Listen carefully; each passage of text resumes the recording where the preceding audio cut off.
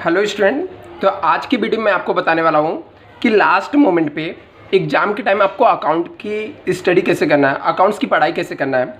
बहुत सारे स्टूडेंट को आइडिया ही नहीं होता कि अकाउंट्स कैसे पढ़ना है।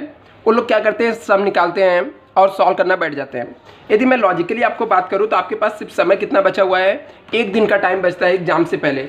एग्ज़ाम के पहले आपके पास सिर्फ और सिर्फ एक दिन का टाइम होता है, 1 डे का टाइम होता है।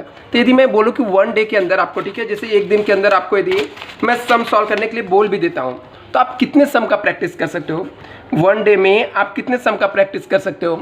ज़्यादा से ज़्यादा 4 सम कर सकते हो, 5 सम कर सकते हो। क्या इतने में हर एक मेथड आपके कवर हो जाएंगे? क्या हर एक टाइप का एडजस्टमेंट आपका हो जाएगा? बिल्कुल नहीं हो पाएगा। तो इसके लिए आपके पास एक प्रॉपर प्लानिंग होना चाहिए। प्रॉपर क्या होना चाहिए? प्लानिंग होना चाहिए कि किस तरीके से आपको अकाउंट सब्जेक्ट की स्टडी करना है, किस तरीके से आपको पढ़ाई करना चाहिए। तो चलो मैं आपको बताता हूँ कि लास्ट मोमेंट पे यदि आपको अच्छे मार्क्स चाहिए तो कैसे आपको पूरे सिलेबस को कम समय में कवर करना चाहिए, किस तरीके से आपको पढ़ना चाहिए। रही बात आपने प्रैक्टिकल स्टडी करने की, तो प्रैक्टिकल आपने सम को सॉल्व ऑलमोस्ट बहुत बार आपने किया है, पूरे साल भर आपने पढ़ाई किया है। तो लास्ट मोमेंट पे आपको कैसे पढ़ाई करना है ये मैं आपको बताने वाला हूँ। तो जैसे मान लेते कि आपके पास पेपर है, पेपर नहीं तो आप कोई एक चैप्टर ले लो, ठीक है। वो चैप्टर के आपके पास सम रहेंगे, जैसे मान लेते हैं फाइनल अकाउंट्स के सम रहेंगे, ठीक है। तो इसको कैसे सॉल्व करना है? यदि लास्ट मोमेंट पे आप मान लो पेपर सॉल्व करने जा रहे हो या किसी एक चैप्टर पर्टिकुलर फाइनल अकाउंट्स हो गया, एडमिशन ऑफ पार्टनर हो गया, किसी एक चैप्टर का आपको प्रैक्टिस करना है तो कैसे करना है। सबसे पहले मैं आपको पेपर के बारे में बता देता हूँ। जैसे मेरे सामने एक पेपर है जिसके अंदर पूछा गया क्वेश्चन नंबर 1 में आपको ऑब्जेक्टिव पूछा गया, क्वेश्चन नंबर 1 के बी में पूछा गया है एग्री डिसएग्री पूछा गया, क्वेश्चन नंबर 1 के सी में पूछा गया 1 सेंटेंस, और क्वेश्चन नंबर 1 के डी में यहाँ पे पूछा गया है फाइंड ओड और one out, odd one out पूछा गया है। यहाँ पे एडमिशन ऑफ पार्टनर्स के सम दिए हुए हैं और इसके नीचे एडजस्टमेंट दिए हुए हैं। ऐसे आपके नेक्स्ट यहाँ पे और करके रिटायरमेंट का सम दिया हुआ है और इसके एडजस्टमेंट दिए हुए हैं। क्वेश्चन नंबर 3 में डिजोलेशन दिया हुआ है और करके नीचे आप लोग यहाँ पे देख सकते हो, ठीक है। नीचे आपको यहाँ पे बिल्स ऑफ एक्सचेंज दिया हुआ है। तो ये मतलब मेरे पास ये पूरा पेपर हुआ है, पेपर दिया हुआ है। यदि मैं एग्जाम के एक दिन पहले प्रैक्टिस करने बैठता हूँ तो मैं कैसे बैठने वाला हूँ प्रैक्टिस करने? आपको क्या करना है, आपके पास वो बुक होनी चाहिए, ये बुक होनी चाहिए जिसके अंदर आपने शुरू से आपने पढ़ाई किया, क्लासेस ज्वाइन किए रहोगे, घर पे पढ़े रहोगे, कॉलेज में सर ने पढ़ाया रहेगा, टीचर पढ़ाए रहेंगे, तो आपके पास सम सॉल्व किया हुआ पहले से रहेगा।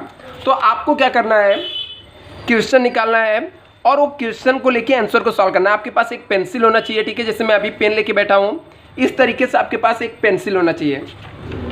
अभी आते हैं, मान लेते हैं पेपर में मान लो आपको MCQ सॉल्व करना है, तो आप यहाँ पे देखोगे, ऐसे पढ़ोगे expenses which are paid before they are due, ठीक है। समय से पहले जो एक्सपेंस पेमेंट करते हैं उसे हम लोग क्या बोलते हैं? प्रीपेड, ठीक है। तो आपको यहाँ पे सोचना आपके माइंड में इसका आंसर प्रीपेड होना चाहिए। आपको जाके फिर चेक करना है इसका राइट आंसर क्या है, प्रीपेड एक्सपेंस है कि नहीं, यहाँ पे दिया हुआ है। फिर आपको यहाँ पे जैसे excess of total assets over the total liabilities of non profit concern, ठीक है। NPO के अंदर आपका असेट साइड का अमाउंट ज़्यादा किससे, लाइबिलिटी से, तो जो डिफरेंस आता है उसे हम लोग क्या बोलते हैं? कैपिटल फंड बोलते हैं। तो आपको चेक करना है इसका राइट आंसर क्या है, कैपिटल फंड दिया हुआ है कि नहीं दिया हुआ है।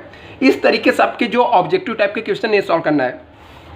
अभी मेन आते हैं प्रैक्टिकल पे। प्रैक्टिकल सम को आपको एग्जाम के एक दिन पहले आपको प्रैक्टिस नहीं करना है, बुक लेके सब सम को सॉल्व नहीं कर सकते हो। तो आपके हाथ में पेंसिल होना चाहिए प्लस सोल्यूशन होना चाहिए। ये सोल्यूशन कैसे रहेगा? आपके पास पहले का सॉल्व किया हुआ आपके नोटबुक में रहेगा। यदि आप इलस्ट्रेशन को देख रहे हो, ठीक है, टेक्स्ट बुक में आपके पास सॉल्व किया हुआ सम है तो भी चलेगा। कैसे आपको पढ़ाई करना है? पहले पूरे सम को क्या कर लेना, स्टडी कर लेना, पढ़ लेना क्या दिया हुआ है। जैसे यहाँ पे the balance sheet of Meena and Heena who share the profit and loss in the ratio 2:1 is as under. मतलब यहाँ पे आपको दिया हुआ कि हीना और मीना का बैलेंस शीट है, ये लोग ओल्ड पार्टनर है, ये लोग आपस में प्रॉफिट एंड लॉस 2:1 में शेयर करते हैं।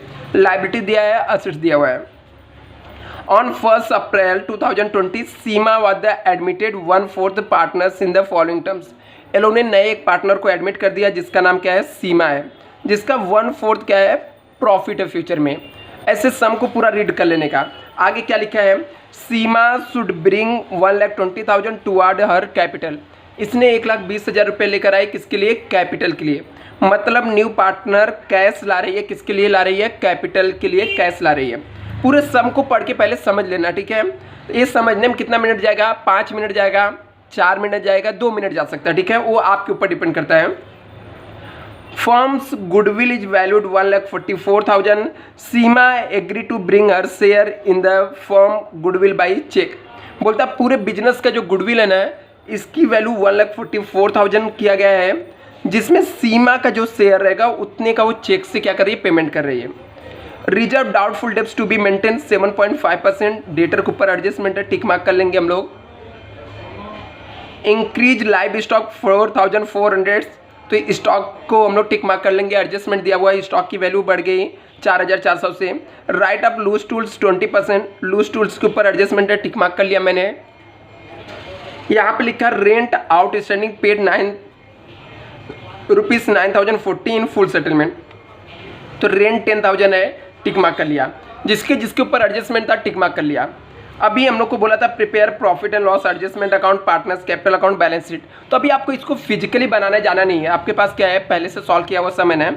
जाना कैसे जाना है, ऐसे जाने का, सोल्यूशन यहाँ पर रखने का और पेंसिल लेने का और यहाँ पर लेने का। अभी क्या करना है आपको, ये बुक लेने का, ठीक है, एक पेज जिस पे आपका सम दिया हुआ है वो लिखना है, साथ में आपके पास वो बुक रखना है जिसके ऊपर आपके सॉल्व किए हुए सम रहेंगे, ठीक है, साइड में रख लो चाहिए तो उसको। अभी आपको क्या करना है, इसका पोस्टिंग करना है। जैसे मुझे पता है कि हम लोग को एक profit and loss adjustment account बनाने पड़ेंगे, एडमिशन ऑफ पार्टनर है तो इसमें एक अपने को profit and loss adjustment account बनाना पड़ेगा, एक पार्टनर्स कैपिटल अकाउंट्स बनाना पड़ेगा और एक बैलेंस शीट बनाना पड़ेगा। तो अभी हम लोग क्या करेंगे, इसका पोस्टिंग करेंगे। सबसे पहले हम लोग का स्टेप क्या रहता है, पोस्टिंग करना है। अभी अपने को पता है कि सम सॉल्व करना हम लोगों ने सीखा, पूरे साल भर पढ़े हैं, ठीक है। तो अपने पास एक सोल्यूशन हम लोगों ने खोल के रख लिया और हमारे पास एक क्वेश्चन है। अभी मुझे मालूम है कि लीज होल्ड प्रॉपर्टी कहाँ पे जाएगा, असेट्स में जाएगा। तो हम लोग यहाँ पे ऐसे करेंगे, लीज होल्ड प्रॉपर्टी कहाँ पे जाएगा, असेट्स में। चेक करेंगे जाके हम लोगों ने क्या असेट्स में लीज होल्ड प्रॉपर्टी लिखा, क्या यहाँ पर असेट साइड में जाके चेक किया, लीज होल्ड प्रॉपर्टी लिखा हुआ है, राइट है, इसको टिक मार्क कर देने का। यहाँ पर लाइव स्टॉक कहाँ पे जाएगा, असेट्स में जाएगा, चेक करने का। असेट्स में लाइव स्टॉक लिखा क्या, हाँ लिखा, टिक मार्क कर देने का। फिर यहाँ पर लूज टूल्स कहाँ पे जाएगा, असेट्स में जाएगा, इसके ऊपर एडजस्टमेंट हम लोगों ने टिक मार्क किया तो चेक करने का। यहाँ पर मैंने लिखा क्या, लूज टूल्स, हाँ लिखा है। इनर कॉलम में लिखेंगे, लाइव स्टॉक को इनर कॉलम में लिखेंगे, एडजस्टमेंट था, नीचे एक एक लाइन छोड़ देंगे हम लोग, ठीक है। अभी वापस से चेक करेंगे, डेटर के ऊपर एडजस्टमेंट था, असेट्स में जाता है तो हम लोगों ने असेट्स में जाके डेटर लिख दिया, नीचे एक लाइन छोड़ देंगे। मतलब लिखना नहीं, आपको पेंसिल से टिक मार्क करके चेक करते रहना, ठीक है, कि कैसे सही आ रहा है क्या, जो मुझे पता वैसा ही हुआ क्या। इससे आप क्या कर सकते हो, एक साथ में 8 से 10 प्रॉब्लम, 15 से 20 प्रॉब्लम कर सकते हो, हर एक टाइप के प्रॉब्लम कर सकते हो। यदि आप प्रैक्टिकली सॉल्व करने बैठे हो गए तो पॉसिबल नहीं कि आप सब सम सॉल्व कर सकते हो। तो यहाँ पे अभी क्या करना है आपको, बैंक कहाँ पे जाएगा, कैश बैंक अकाउंट में। तो वर्किंग नोट में हम लोग को कैश बैंक अकाउंट्स बनाना है, तो वहाँ पे कैश बैंक में जाके डेबिट साइड में लिख देना है। अभी यहाँ पर हम लोग देख सकते हैं कैपिटल कहाँ पे जाएगा, पार्टनर्स कैपिटल में जाएगा, डेबिट साइड में चेक करना, क्रेडिट साइड में चेक करने का। ये हम लोग का पार्टनर्स कैपिटल अकाउंट से पहले से आपके पास सॉल्व किया हुआ बना हुआ रहेगा, बाय बैलेंस ब्रॉट डाउन के नाम से लिख दिया गया है, मतलब राइट है, आपको जो पता है। इसके बाद क्रेडिटर आपका लाइबिलिटीज में जाएगा, चेक करने का, क्रेडिटर लाइबिलिटीज में लिखा गया, हाँ लिखा गया। यहाँ पे सम के अंदर और क्या दिया हुआ है, यहाँ पे दिया है रेंट आउटस्टैंडिंग। रेंट आउटस्टैंडिंग भी लाइबिलिटीज में जाएगा, बट ये लोग शॉर्टकट में सॉल्व करते हैं तो यहाँ पे लिखा नहीं है, आप लिखोगे इनर कॉलम में लिखोगे, जो एडजस्टमेंट रहेगा पेमेंट करके हम लोग सेटल कर देंगे। अभी यहाँ पर हम लोग देखते हैं नेक्स्ट रिजर्व फंड दिया, ये पार्टनर्स को देना रहता है, देखने का पार्टनर्स कैपिटल में रिजर्व फंड लिखा हुआ क्या, तो हम लोग चेक करेंगे, ठीक है। यहाँ पे देख सकते हैं रिजर्व फंड यहाँ पे लिखा हुआ है, ओल्ड रेशियो में डिवाइड करते तो चेक करने का, ओल्ड रेशियो में डिवाइड करके दिया गया कि नहीं। जिससे रिजर्व फंड कितना था, 7,200 है, तो इसको ओल्ड रेशियो में डिवाइड करके दिया गया कि नहीं दिया गया है, ये चेक कर लेना है। अभी आपने चेक कर लिया, रिजर्व फंड है, इनके प्रॉफिट शेयरिंग रेशियो कितने थे, 2:1 थे, तो 2:1 के रेशियो में ये रिजर्व फंड 7,200 को डिवाइड किया गया कि नहीं। तो 7,200 लोग, ये पेंसिल से कर लेने का, 7,200 है, ऐसे करने का, 7,200 है, इसका ओल्ड रेशियो 2:1, 2 + 1 कितना होता है, 3 से डिवाइड करने का, जो अमाउंट आएगा इंटू 2 करने का, इंटू 1 करने का, और यहाँ पर लिख देने का। तो चेक कर लें लिखा हुआ है कि नहीं लिखा हुआ है, लिखा हुआ तो मान लेने का सही है, ठीक है। अभी एडजस्टमेंट, जैसे एडजस्टमेंट दिए हुए थे, Seema should bring 1,20,000 to her capital, उसने 1,20,000 रुपये कैपिटल के लिए दिया। तो यदि एंट्री की बात करते हैं तो हम लोग का एंट्री बन जाता है cash bank account debit to Seema capital. तो सीमा कैपिटल के क्रेडिट साइड में आ जाएगा बाई कैश बैंक, तो बैंक में जाके यहाँ पे 1,20,000 लिखा गया है, और कैश बैंक के डेबिट साइड में आ जाएगा टू सीमा कैपिटल, ठीक है, टू सीमा कैपिटल। तो कैश बैंक के लोगों ने बनाया नहीं है, बट आप लोग के पास वर्किंग नोट में बनाया हुआ रहेगा, तो वहाँ पे चेक कर लेने का दूसरा इफेक्ट दिया गया है कि नहीं दिया गया। मीन्स हर एक एडजस्टमेंट के 2 इफेक्ट होते हैं, तो आपको चेक कर लेना कि हर एक एडजस्टमेंट के 2 इफेक्ट दिए गए हैं या नहीं दिए गए हैं। जैसे यहाँ पे फर्म्स गुडविल वैल्यूड 1,44,000, तो इसका एंट्री क्या बन जाता है, goodwill account debit to valuation का, goodwill account debit to old partner. But इसने बोला कि सीमा ने ब्रिंग, उसने कैश लाया किसके लिए, गुडविल के लिए लाया, तो कोई दिक्कत नहीं। तो यदि उसने गुडविल के लिए कैश लाया तो एंट्री बन जाएगा cash bank account debit to, sorry cheque से दिया तो bank account debit to goodwill बन जाएगा। तो चेक करने का उसके हिसाब से पोस्टिंग किया गया कि नहीं किया गया। जैसे यहाँ पे दिया गया था reserve for doubtful debts maintain 7.5%, तो देखने का डेटर का 7.5% निकाल के यहाँ पर माइनस किया गया कि नहीं किया गया है, और इसका दूसरा इफेक्ट दिया गया कि नहीं, पहले से यहाँ पे 2000 माइनस किया गया था, तो आपके हिसाब से 3600 हो रहा है, मतलब 1600 एक्स्ट्रा हो रहा है लॉस। तो इसको हम लोग को 1600 यहाँ पे लिखा गया कि नहीं लिखा गया है। तो इस तरीके से आपको क्या करना है, एक एक करके हर एक चैप्टर के सम पेंसिल से टिक मार्क करना है, पेंसिल से क्वेश्चन देखना है और आंसर को टिक मार्क करना है, चेक कर लेना है, जिससे आपको चीज़ें सिंपल हो जाएंगी। कम समय में आप ज़्यादा से ज़्यादा चीज़ें कवर कर लोगे और आपके पूरे हर एक चैप्टर हर एक टाइप्स के सम कवर हो जाएंगे। अभी मान लो मुझे ऐसा लगता है कि मुझे ये एडजस्टमेंट डिफिकल्ट है, ठीक है, तो इसको मैं स्टार मार्क करके रखूँगा, स्टार मार्क करके रखूँगा। ये मुझे नया एडजस्टमेंट मिला, मैं इसको स्टार मार्क करके रखूँगा। इसको मैं एक ब्लैंक पेज अपने साथ में रखूँगा, मुझे लगता है ये बहुत इंपॉर्टेंट एडजस्टमेंट है। ये एडजस्टमेंट को मैं यहाँ पर लिख के रखूँगा, कौन से चैप्टर का है, इसमें से क्या चीज़ें हम लोग को पढ़ना चाहिए, क्या चीज़ें हम लोग को नहीं आ रहा है। इस तरीके से आपको क्या करना है, एक नोट्स प्रिपेयर करना है, जो जिसको एग्जाम से एक दिन पहले या एग्जाम के टाइम 1 घंटा पहले आपको रिवीजन करके जाना है, जो आपको नहीं पता था, जो पहली बार आया। मुझे लगता है ये आइटम का पोस्टिंग कहाँ पे होगा, ये मान लो मेरे सामने ये फाइनल अकाउंट है, ठीक है, इधर पे फाइनल अकाउंट के ट्रायल बैलेंस दिए हुए हैं। मुझे लगता है कि ये जो आइटम है ना पहली बार मैं सुन रहा हूँ, ठीक है, 10% इन्वेस्टमेंट हिडन एडजस्टमेंट है इसके ऊपर, मुझे पता नहीं था। तो इसको कहाँ पे पोस्टिंग होगा, कैसे पोस्टिंग होगा, मुझे कुछ भी पता नहीं है।